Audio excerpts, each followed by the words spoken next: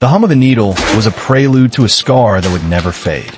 On the boy's face, they tattooed a brand of shame. They just didn't know his father was Jason Statham, and he was on his way. The Friday night lights of Garrison, Texas, burned with a religious fervor. They sliced through the cool autumn air, consecrating the turf of Memorial Field where boys were forged into men, or so the town believed. Underneath them, the Garrison Grizzlies were locked in a brutal stalemate, the scoreboard glowing at tense 21-21 with less than a minute on the clock. The air crackled with the roar of the crowd and the smell of cheap hot dogs and damp earth. From a shadowed seat in the top row of the bleachers, Jason Statham watched, a ghost of a man hiding in plain sight. He wasn't the soldier anymore. He was just a father, his hands, capable of dismantling engines and enemies with equal precision, now clenched in nervous anticipation. Down on the field, his son, Leo, the team's star quarterback, was a beacon of calm in the storm. The final play was a blur of motion and violence. Leo dropped back, his eyes scanning the field with a practiced coolness that mirrored his father's. He sidestepped a blitzing linebacker, planted his foot, and unleashed a perfect spiral. The ball sliced through the night, a missile finding its target in the end zone. The crowd erupted as the receiver cradled the ball. Victory! But as the stadium shook with celebration, Statham's eyes were fixed on one man, Coach Miller. The coach stood impassive on the sideline, his arms crossed, his face a mask of granite. There was no joy in his eyes, only the cold, calculating gaze of a man who saw victory not as a triumph, but as the bare minimum requirement. In the locker room later, the air thick with the metallic scent of sweat and blood, Miller's voice cut through the cheers. "One lucky pass doesn't erase a dozen mistakes," he growled, his words extinguishing the players' joy. Perfection isn't a goal. It's the standard. The oppressive silence that followed was a promise of the hell that awaited them at the next practice. The following Tuesday, the practice field was a crucible. Coach Miller pushed the team with a relentless, almost sadistic intensity. The drills were punishing, designed to break them down and rebuild them in his own image. Hard, unyielding, and devoid of weakness. Leo, driven by an innate sense of responsibility, was always at the forefront, pushing his body to its limits. It happened during a King of the Hill drill, a brutal exercise where players collided with full force. A younger, less experienced running back missed his block, leaving a clear path for a 250-pound linebacker to charge through, aimed squarely at the team's prize kicker. Without a second thought, Leo threw himself in the way, absorbing the full, explosive impact. His helmet cracked against the turf with a sickening thud. He got up, shook his head to clear the stars from his vision, and finished the drill. But later, in the locker room, the world began to tilt. A persistent headache bloomed behind his eyes, and a wave of nausea washed over him.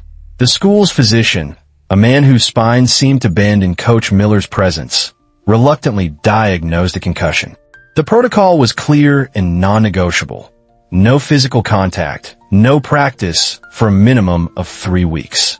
When Leo presented the doctor's note to Coach Miller in his Spartan office, the man didn't even look at it. He leaned back in his chair, the walls behind him covered in framed photos of past championships, monuments to his own glory. "A concussion," Miller said, his voice dripping with contempt. "Back in my day, we called that getting your bell rung. You shook it off and got back on the field. You didn't run to a doctor." "It's a medical order, Coach," Leo said, his voice steady despite the pounding in his head. "I have to be responsible for my health." Miller's eyes narrowed into dangerous slits. The air in the small office grew thick and cold.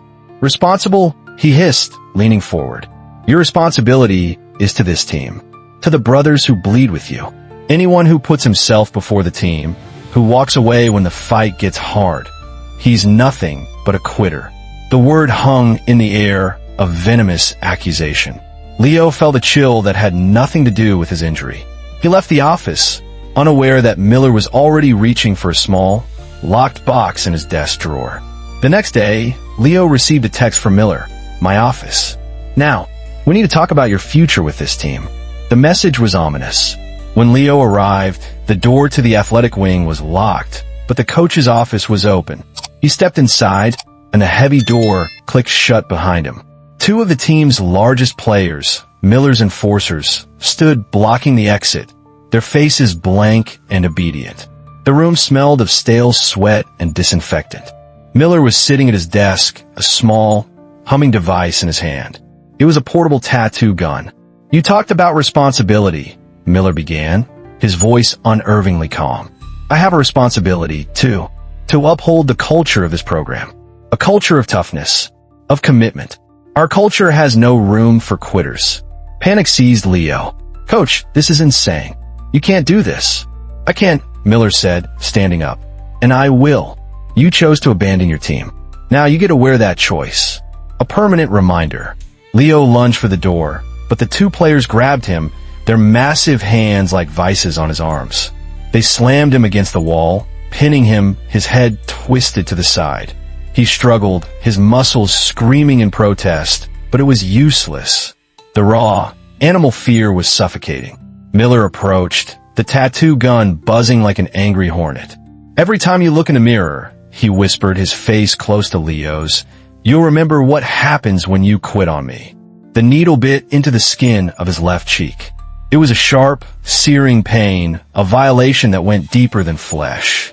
Leo squeezed his eyes shut, tears of pain and humiliation streaming down his temples.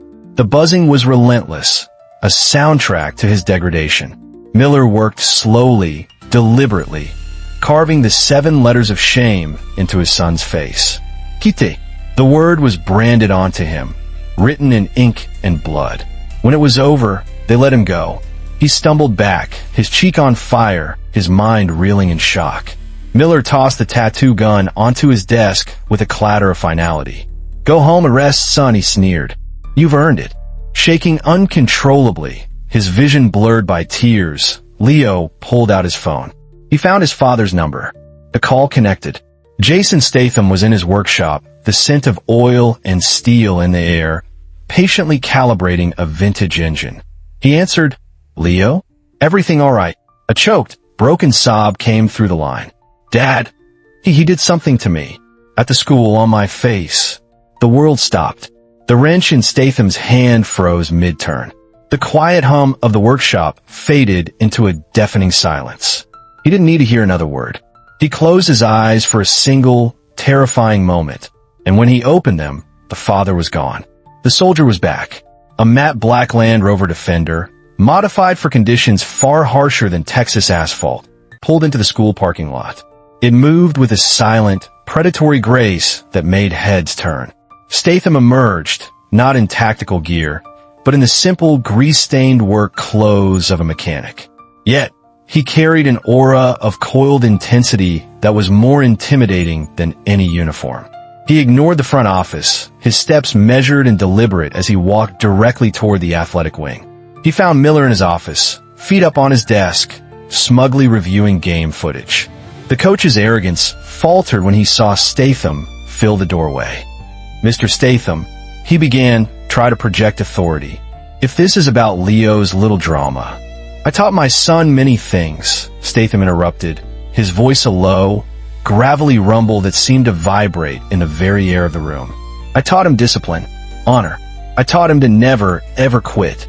But the first lesson, the one that trumps all others, is to preserve the mission. And the primary mission is always survival.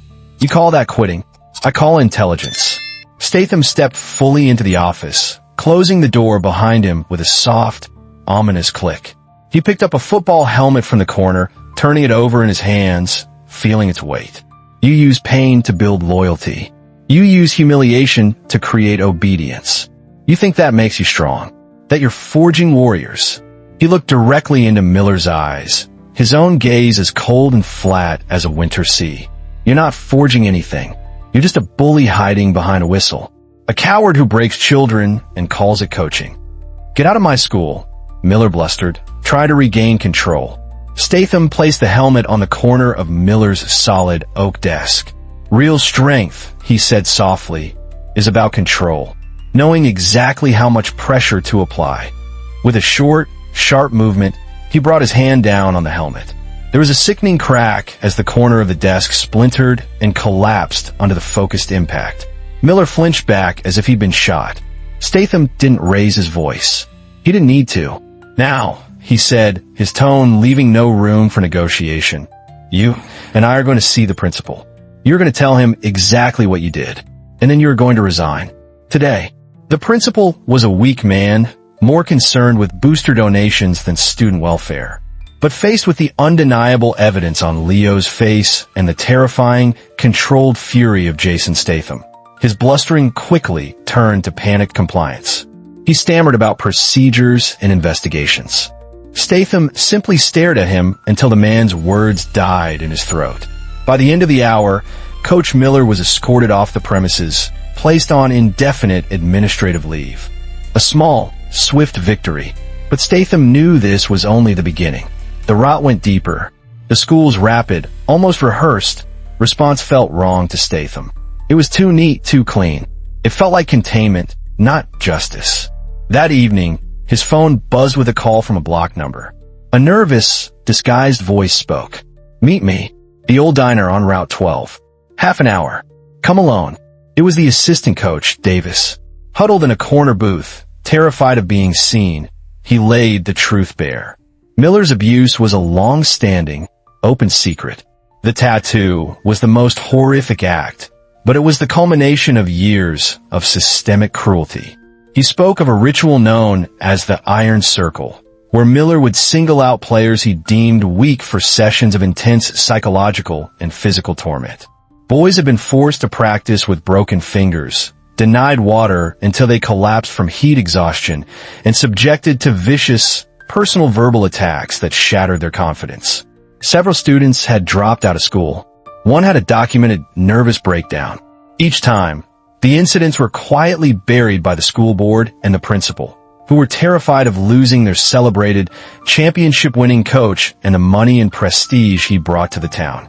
Statham listened, his face impassive, but inside, a cold, dark rage was solidifying into something harder and more dangerous than simple anger. It was purpose. He returned home to find the house silent. He walked upstairs to Leo's room. The door was ajar. He saw his son standing in front of the bathroom mirror, his shoulders slumped in defeat.